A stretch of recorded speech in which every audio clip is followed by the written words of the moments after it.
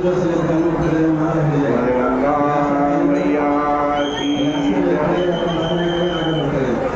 सत्य सनातन धर्म की जय। बोले श्रीमद् भागवत महापुराण की जय। पतित पावनी कलिमलहारिणी मंगलकारिणी मोक्षदायी माँ गंगा मैया का ये पवित्रतम तीर्थ हर की पैड़ी ब्रह्मकुंड है। श्रीमद् भागवत महापुराण के 11 स्कंद से 20वां अध्याय चल रहा था।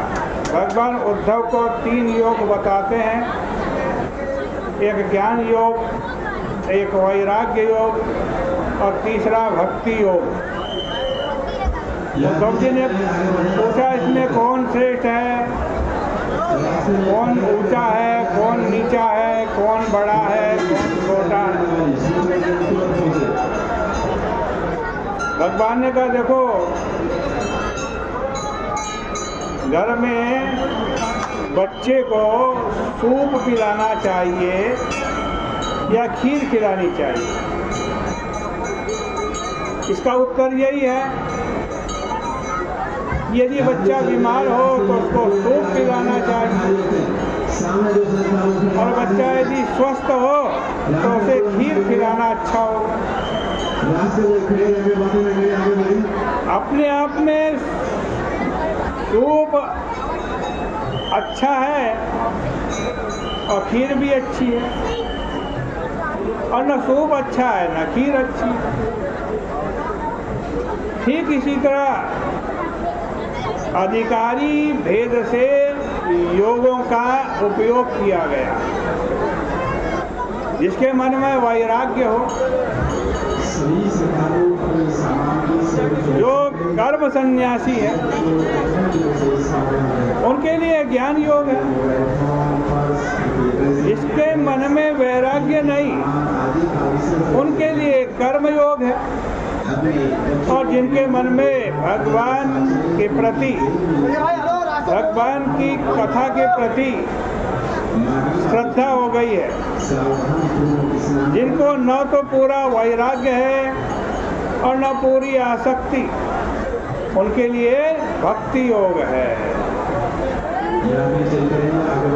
कर्म करने का विधान तो तभी तक है जब तक वैराग्य नहीं हुआ।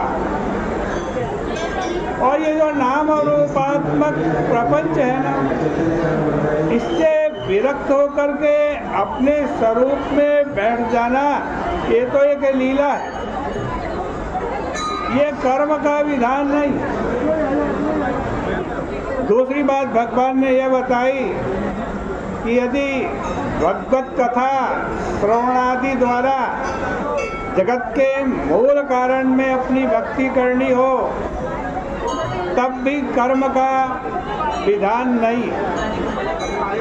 इसके लिए अपने धर्म में रहकर निष्काम भाव से भगवान की आराधना करनी चाहिए।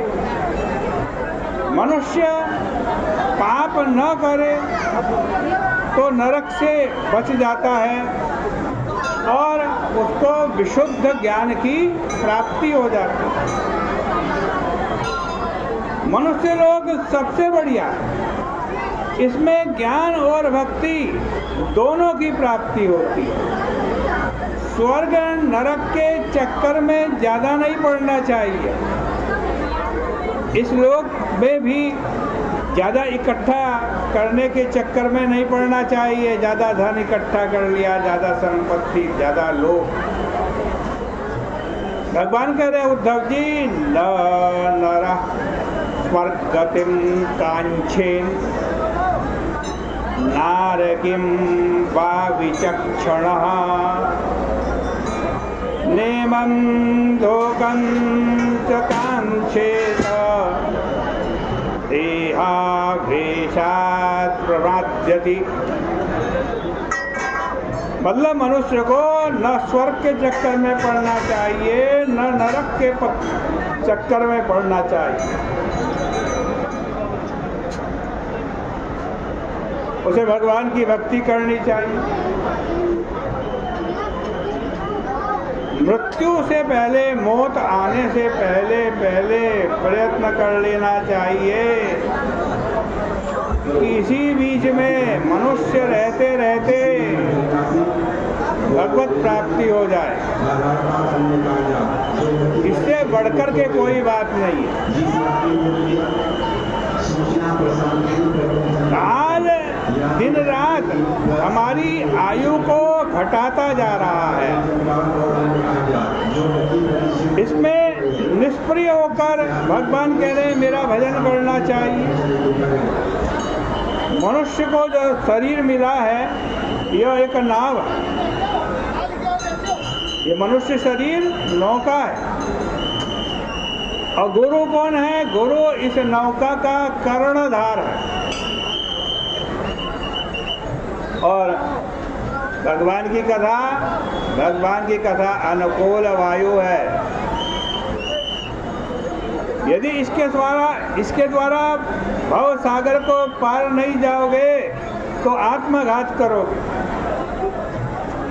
जब ज्यादा काम धंधा करने का मन न हो तो भगवान में मन लगाना चाहिए, मन पर दृष्टि रखनी चाहिए। उसे धीरे धीरे अनुरोध पूर्वक मार्ग पर लाना चाहिए। जोर जबरदस्ती नहीं करनी चाहिए मन से। मन को वश में करना बहुत बड़ा योग है।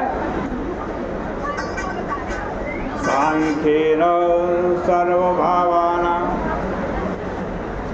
कह रहे हैं भगवान यहाँ उद्धव जी को यह विचार करना चाहिए कि कैसे इस प्रकृति से सारी सृष्टि उत्पन्न हुई और फिर कैसे ये सारी सृष्टि लीन हो जाती है। कार्य कारण विभाग से अनुलोम प्रतिलोम भाव से प्रलय का चिंतन करने पर राग द्वेष मिट जाता है, मन प्रसन्न हो जाता है और दुष्टता छोड़कर भगवान में लगता है। कैसे भी हो मन से संसार का चिंतन छूटना चाहिए। यदि कभी कोई गलती हो जाए तो उसके लिए कोई दूसरा प्रायश्चित नहीं करना चाहिए।